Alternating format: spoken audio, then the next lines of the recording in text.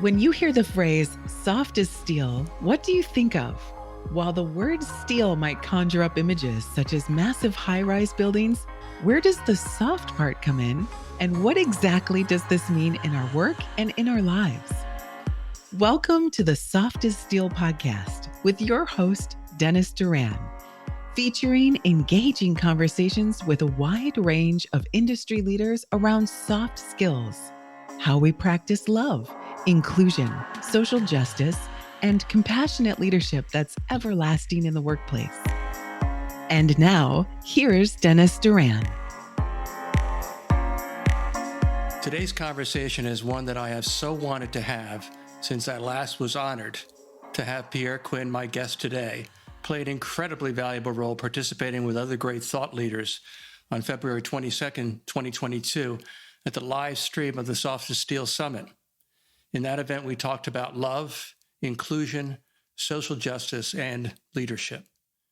I first met Pierre as his guest on the Leading While Green podcast, episode 128, and he's much further along in his episode count by now, on October 7th, 2020. I don't know if you remembered that or if you thought to check that. So we've actually known each other going on 3 years, which is, at this stage of my life, is a pretty long time, and it's been a delight. Pierre empowers new and seasoned leaders with the mindset, skill set, and tool set they need to elevate their impact. I think this is an understatement. He does so much more and touches people across the spectrum with his inspiring keynotes, his incredible storytelling, his creative and entertaining visuals, and so much more. His message delivered with a voice that is almost spiritual in its tone adds to his brilliance. He's a top-rated keynote speaker, and just this year was named one of the top 30 global gurus in leadership, alongside people like Simon Sinek, who's a name that a lot of people recognize. I mean, I'm a little nervous talking to you, I got to say. Every person listening to this conversation needs to learn more about this guru, so be sure to go to his website now, pierrequinn.com. Pierre, welcome to the Soft as Steel podcast. Dennis, it's a pleasure. 3 years? It's been 3 years? Wow. Wow. Yeah. And you look the same. You look exactly the same. I, on the other hand, have aged dramatically. Can't tell. You look fresh and vibrant as always. So glad to be here with you. Yeah, thank you. I don't see everything that you do, but I see a lot of what you do. And I'm amazed at how much you're doing, and for the right reason, because you have great messages and you have an incredible way of delivering those messages. So it's no surprise that you're in the top 30 global gurus in leadership. When I read that, I said, wow. And then I immediately took a look to see who the other gurus were. And I saw Simon Sinek. See, I think you're better than Simon Sinek, and I think I'm probably better than Simon Sinek, except I'm not Simon Sinek or Pierre Quinn for that matter. So we're going to have an interesting conversation, I'm sure. I happen to, because this is something I want to talk with you about, we're going to talk about those 4 items I mentioned, again, because I think it's important, probably with the most significant being leadership. But I happened to read an article online, or actually I saw an interview on CNBC, might have been yesterday morning. The person being interviewed was a professor from Harvard's Business School named Arthur Brooks. And he teaches a class on happiness at Harvard. And that triggered my interest. And I happened to be walking through a Barnes & Noble today, just because since I was near it, I figured I'd walk in. I went up to the information desk and asked them to look up the book Soft as Steel. And the woman behind the counter, she said, well, we don't have any in stock. And then she says, oh, it's you. so that was my great recognition as an author. It's a happy moment. Definitely. But as I was walking around, I happened to see on a table a book entitled The Good Life. Yeah. Have you seen this yet? I haven't seen it yet. This is one that you're going to want to pick up. It was written by an MD and a PhD about the results of a study that lasted, I think, over 20 years, and the things they learned about happiness. And the first sentence in the inside flap captures, I think, the thing that's so interesting because it's something that I know you talk about, and I certainly talk about it as well. It said the longest scientific study of happiness ever conducted, supported by many other studies, shows that strong relationships make for a good life. Good relationships keep us healthy and happy. What do you think? It's such a powerful intro to the book. I'm deeply intrigued now. I heard about it. Now I want to read it. And if I have to drive down to Barnes & Noble to get it, I have to put that on my to-do list. But when I think Yeah. of all of the major transitions, milestones, I mean, you even mentioned the global gurus thing. When for me, it really comes down to relationships. And in the highest moments, the biggest successes, my biggest challenges and growth moments, it's always been a key relationship, a key person coming along at a specific time in my life where I really needed them the most, that provided that coaching, that support, that cheerleading, that reality check, that perspective, that mentorship that I needed. And now at this stage, of my life, I turned 42 this year at the time of recording this episode. I'm in the relationship game. Hmm. That's the game that I'm in. Who are the cool people that I can meet at this stage, and how can I introduce them to more cool people so that we can all have better relationships? Hmm. Yeah. Well, and I think I happened I took a quick look at at our common connections, and I noticed a few names there, including um, let's see, who was it? There were two or three people that I know that you know, and I think maybe a couple of them were connected because of me. So that idea about how connections come about is so practical, but incredibly valuable. I mean, I would say that we have a relationship, Absolutely. but the only reason that we have a relationship is that back in 2020, when I was trying to begin to build some level of visibility, I engaged someone to get me on Hmm. podcasts. But there wasn't automatic, because the podcast host had to say, okay, yeah, I want to talk to him, or I guess I'll read his book and see if I want to talk about that. I don't know what your decision criteria was. It might have been that you loved the picture of me on the cover, but that's how we met and started this, and then accelerated it. Because again, it saddens me that more people didn't get a chance to see that summit that you participated in, and you were a visible and essential ingredient in that. And it was an incredible collection of thought leaders with whom I have good relations. I'm in a community of people who care about ultimately the same thing that I do, and that is the importance of people's qualities for the purpose of living their lives, being in business, and being able to build and maintain relationships. And that's how I came up with the title of my book, as you probably recall. Steel is to buildings as relationships are and qualities are to long-term success. So here we are. I also noticed and I listened to the podcast that we did, that I talked too much. That, So I want our listeners to hear much more of you. So we're both in agreement that this idea about the relationship between or the consequence of great relationships is happiness. What is happiness? What is it? well, let's go back to some of our mutual connections, and I promised him that I would mention this at some point in our conversation, either online or offline. And it seems appropriate to have it online for us. That one of my current mentors and friends, John Farrell, says you owe him a round of golf. He wanted me to pass that he passed that on to Yes. you. Yes, I do. And just seeing how our connections are, even in that regard, John has become a great mentor, a great friend. His years of expertise in management consulting, and I remember first mentioning to him that we were connected, and his face lit up, and he was sharing some things, the past experiences that you had together. Yeah. Because as we think about our success, our longevity, and even as we think about how we're framing out happiness, let's go back to when many of us were in high school or in our early 20s.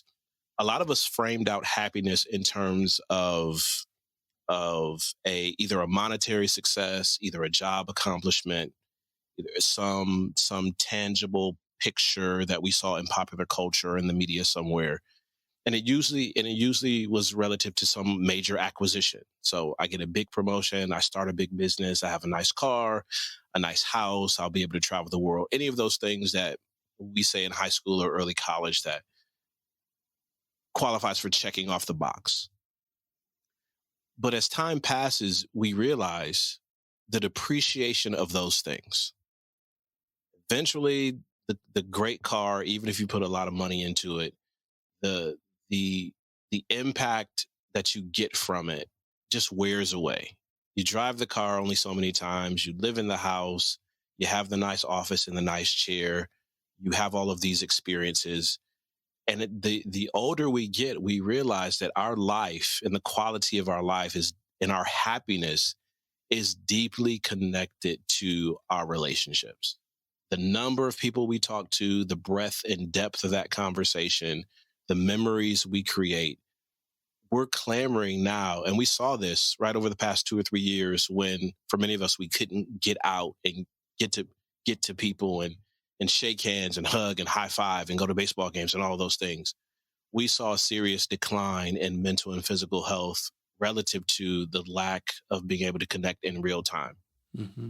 And as I look at the people around me who are the happiest, who have a sense of fulfillment, and the definition is a moving target for a lot of people, but this sense of fulfillment, this sense of resolve, this sense of comfort in who they are and in what they contribute to the world and their perception of themselves, that comprises this idea of happiness. Those individuals have really deep relationships.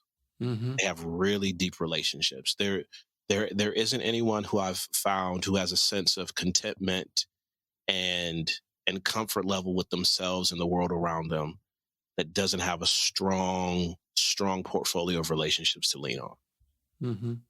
Yeah. No, I absolutely agree. You know, again, I did a quick little reading of some of the passages in this book that now you're going to have to go out and buy, and there's a lot more to it. Yeah.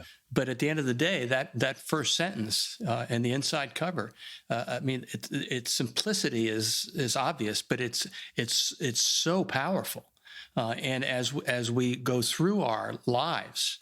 And if we just focus on that part of our lives where all of us spend a lot of our waking hours, which is in the pursuit of what we do to make a living. I'll use that terminology, but I always prefer to say what I do, and I think you have the same outlook around this, to be of service to others. Because that, again, that is my mindset.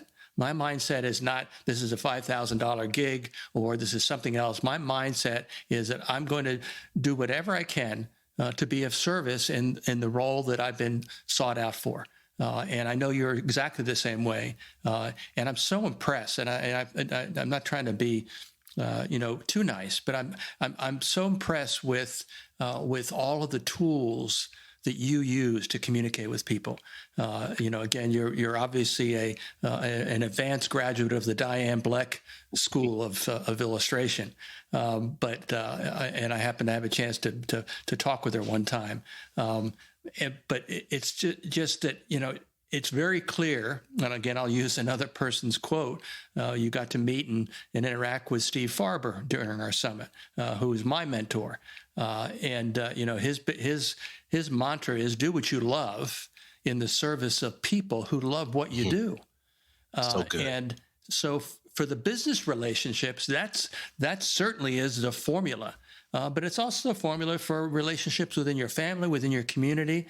And that simply means that your outlook towards what is going on in your life has to be, it's more than just getting the job done.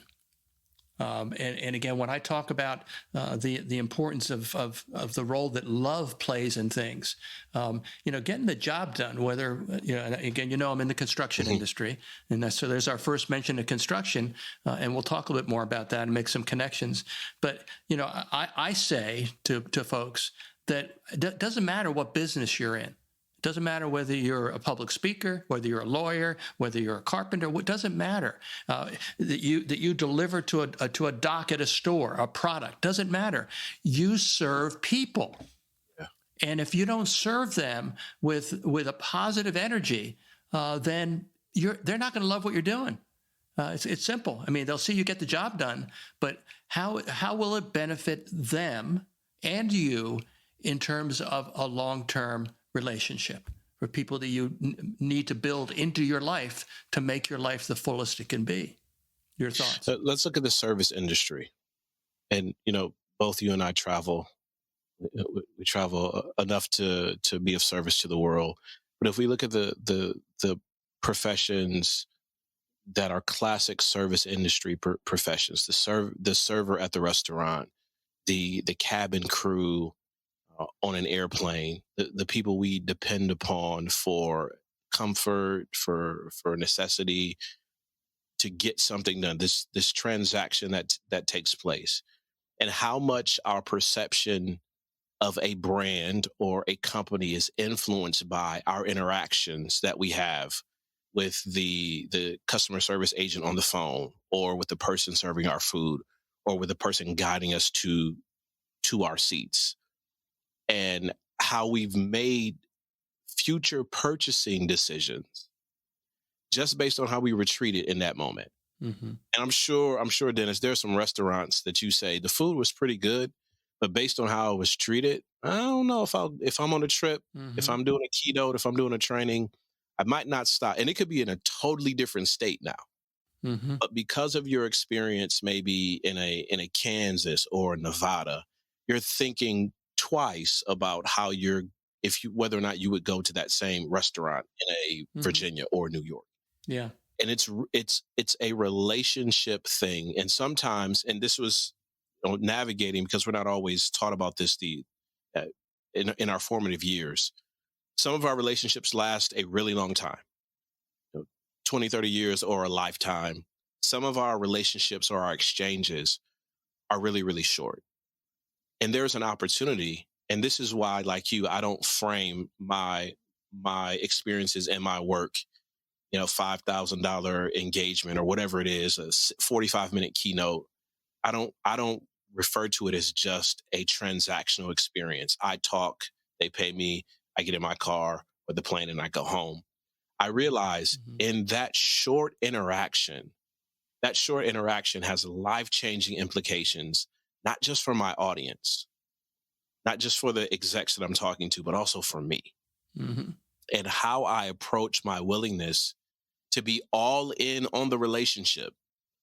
Could be a 45-minute context of relationship. Could be a multi-month engagement. It could be several years.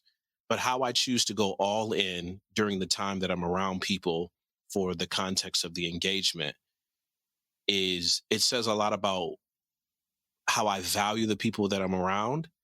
And it says a lot about how I frame out my work. And I'm sure you've had people say to you, and they didn't even mean to say it, but Dennis, the way that you approach this is maybe different from a speaker that we've had or a trainer that we had. And I can tell that you're sincere and that you're honest and that you care about people. Mm-hmm. This is not just a job or a gig for you. Mm-hmm. And the old perspective of people will forget what you say, but they'll never forget how you make them feel.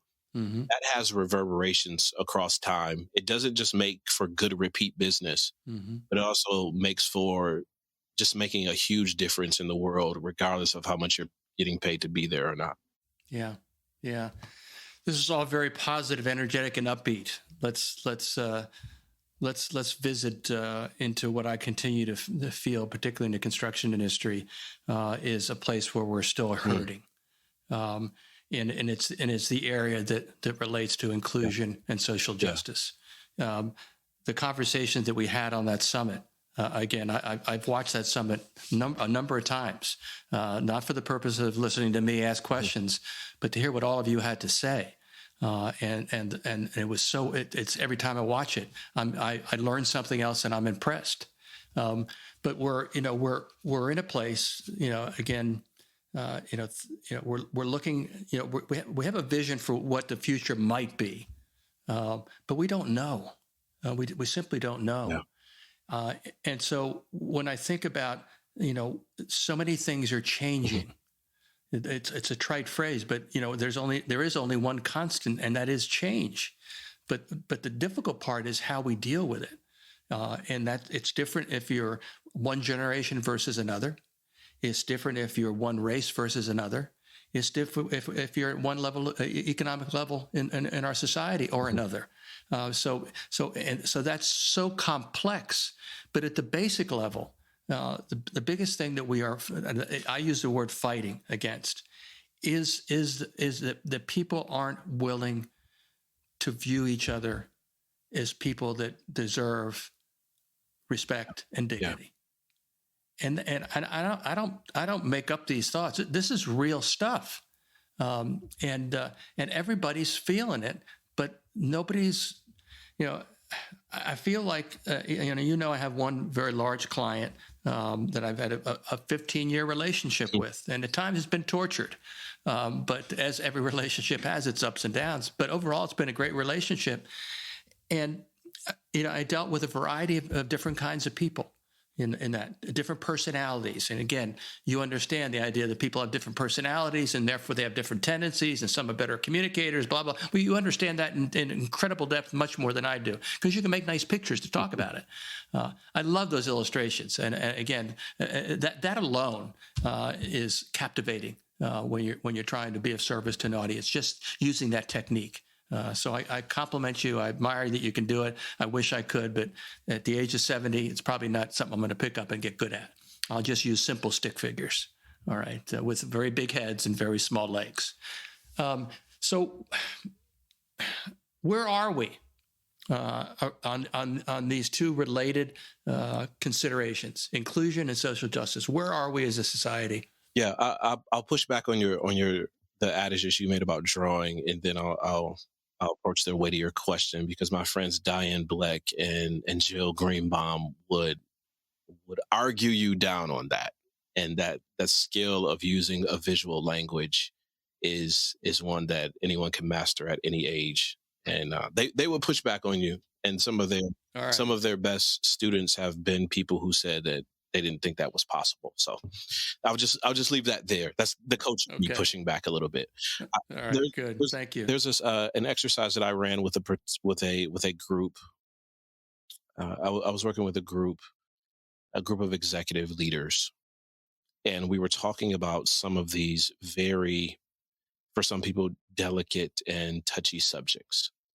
It was related to it was a council, diversity, equity, inclusion council, and we were talking about strategies and challenges. There was some discomfort in the room.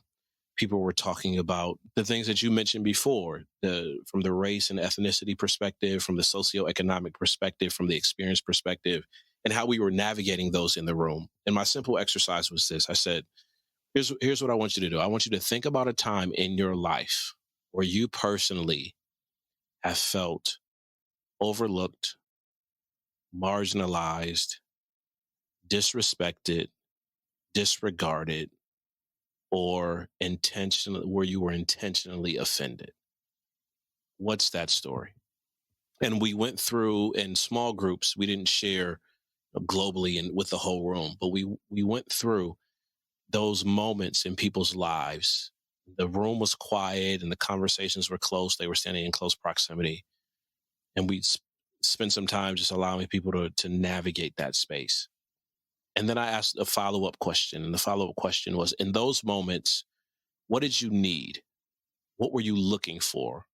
How were you wanting people to help you or pay attention to your situation or support you? We had just a wide variety of answers and perspectives in that moment. And then my third question was, as we were having a debrief, what would it take for you to offer to another group of people who have similar emotional responses that you had at that time in the story that you mentioned, who were feeling overlooked and frustrated and disregarded and intentionally offended?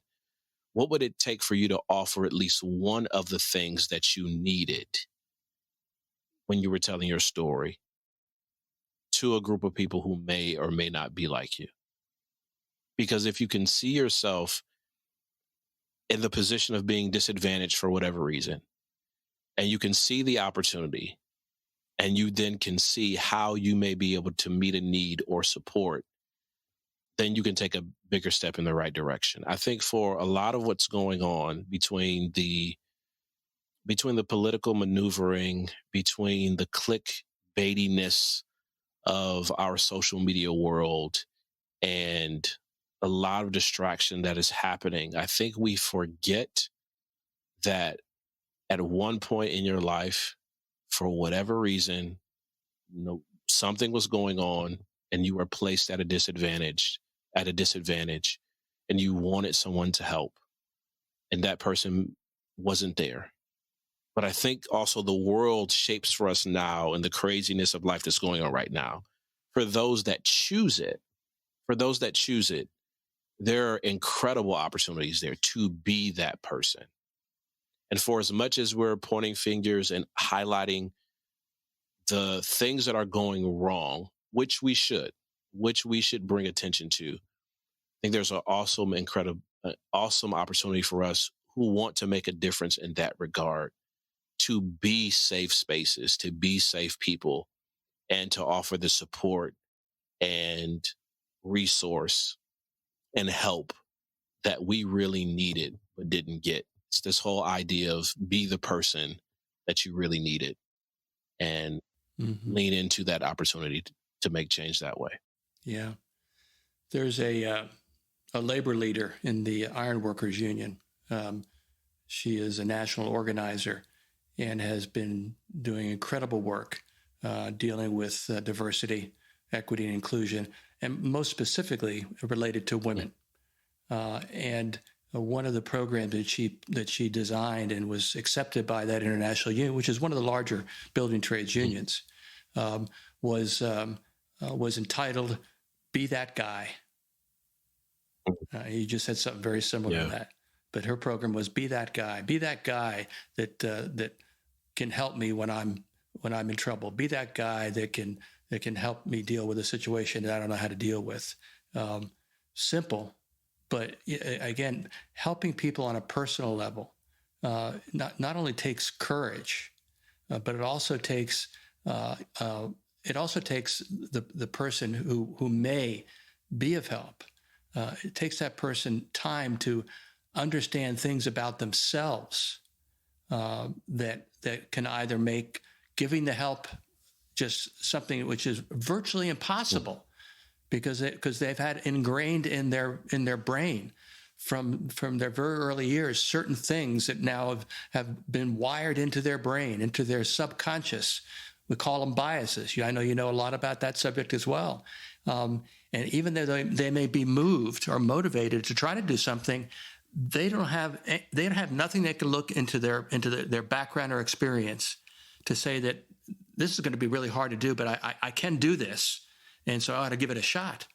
Again, because what we're talking about is trying to help people understand that they need to learn more about themselves and also be willing and open to learn more about other people rather than simply looking at other people and labeling them, which is very easy to do. And again, my generation is really good at it. And again, I didn't know a lot about a lot of things that I talk about with passion today until I was 50 years old. So I've got 20 years in now. So now I'm getting comfortable with it. But some things are difficult. And I can remember launching doing a program in my world of soft skills for my client, and we were doing something with a behavioral assessment instrument in a class setting. And one individual was sitting next to their boss. The boss was a probably early 60s white male. The person who worked for that individual was probably a mid-30s black male. And something was said by his boss, and the young man just got up and left. And to this day, I don't know what it was. Because I approached the young man after the class ended. I said, "Is there anything I can do to help? What happened? Do you want to talk about it?" He said, "I prefer not to." And he was a really bright young guy. He was one of the guys that now this is probably 10 years ago. He's probably in a very significant leadership position in his organization. He was a sharp guy. The old guy probably just said something stupid, may not have had any intention of being disrespectful or anything else, but that wiring in his brain from back in the day, with his daddy or whomever, there's so much to this idea of how do we become more inclusive? How do we be more fair with other people? Your Yeah, thoughts. so the perspective you shared about being more in tune with ourselves and how that is such a critical piece of this whole thing. Now, I'm right-handed. I've been writing with my right hand my entire life. And if you said to me tomorrow you can only be left-handed, it's going to take me a while to develop a sense of proficiency. Hmm. And the entire time I'm going to be comparing my left-handed contribution to the world to not only my right-handed contribution, but to everybody else's contribution, whether they're left and right-handed. And there's this comparison that happens. And sometimes when we're even framing out the things that we're deeply passionate about, we run into the danger of comparing our advocacy to someone else's advocacy. And I was sitting in a leadership forum, and a C-suite executive was giving a presentation in a session that I was facilitating. And she was really passionate about helping young girls get connected into to STEAM positions. So we went from STEM to STEAM. And she said something so powerful in the session. She says, "My advocacy to support young girls in pursuing education and a career in STEAM, because this is an area I'm super passionate about, does not minimize my support for someone else's charge or position or the things that they're championing as well." Hmm. And what can happen is we want to push people to have the same intensity around every social justice issue, around every topic that needs to be advocated for. That's very challenging. It's challenging because as humans, we only have a certain amount of bandwidth. What's helpful Hmm. is for me to recognize these may be the three or four core core issues or core challenges that I'm really going to push with my platform and my lifestyle going forward. While at the same time, I'm going to applaud you in the area and the direction that you're going in. And it could be at certain times that the energy and resource and perspective around our two advocacy areas may appear to be at odds. But then that's the self-assessment and self-awareness comes in to say, hey, what's the conversation that I need to have so that both people, as we're pursuing our our particular lanes for justice, for equity, for belonging, for solutioning in that regard, what are the ways that we can collaborate, even though the world is trying to push us toward a tension? Hmm. And then as individuals to be able to say, just because a person does not wear a bumper sticker or t-shirt relative to the cause that I'm championing does not necessarily make them a bad person. Hmm. They have an issue or cause that they're championing as well. And for those of us, just like starting to write left-handed, where is the grace as a person is trying, making attempts, going a certain direction, getting educated, grabbing understanding, getting a part of differing groups, finding out what the issues are, pushing back against some ingrained behavioral tendencies and preferences. What's the grace, the space that we have for people to take a step forward Hmm. without necessarily comparing our intense advocacy to theirs Hmm. and vice versa? Yeah. Really well said. Darn it, you're good. I know. You probably think that Dennis, he's a silly old guy. So I'm going to give you the last Yeah. word with a question. And the question is, and let's say maybe it's a result of this conversation, maybe it's not.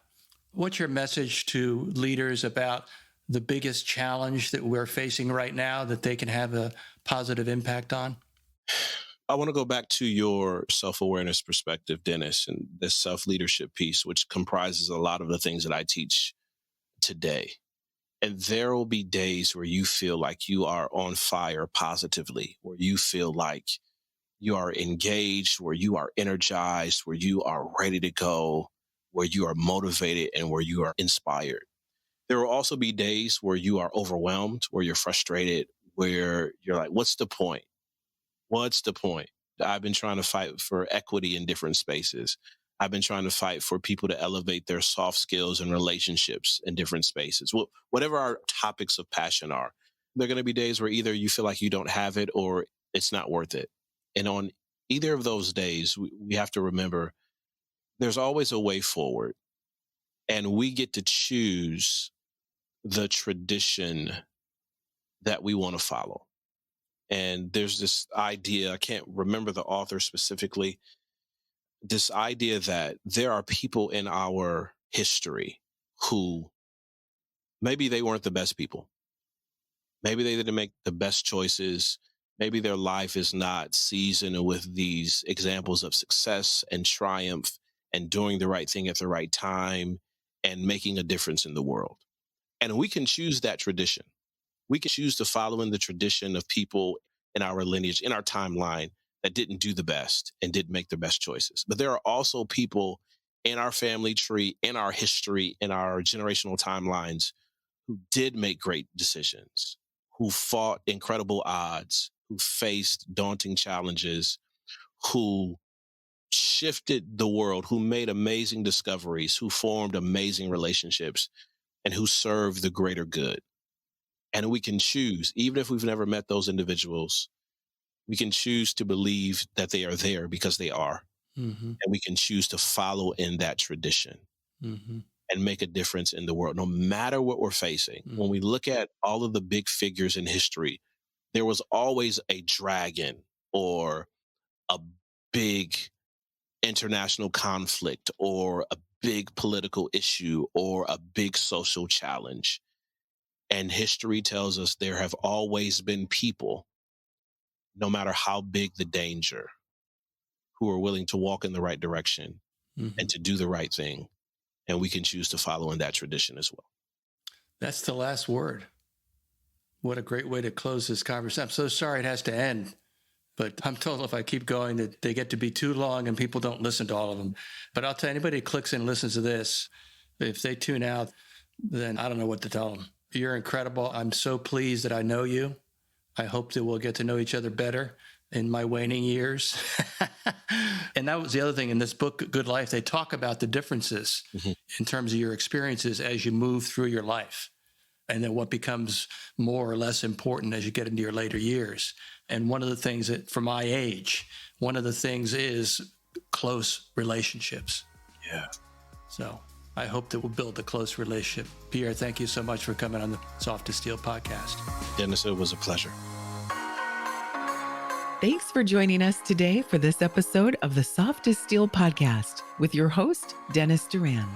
Dennis is the author of Soft as Steel and a leading speaker and trainer for organizations across many industries and verticals. To learn more about the work Dennis is doing to activate soft skills in the workplace, contact him at DennisDuranSpeaking.com. Be sure to check out his book, Soft as Steel, on Amazon or wherever books are sold. You can subscribe to this podcast on iTunes or wherever you'd like to get your podcasts. And please remember to share this episode with your friends, colleagues, and anyone you feel would benefit from the conversation. We'll see you next time on the Soft as Steel podcast with Dennis Doran.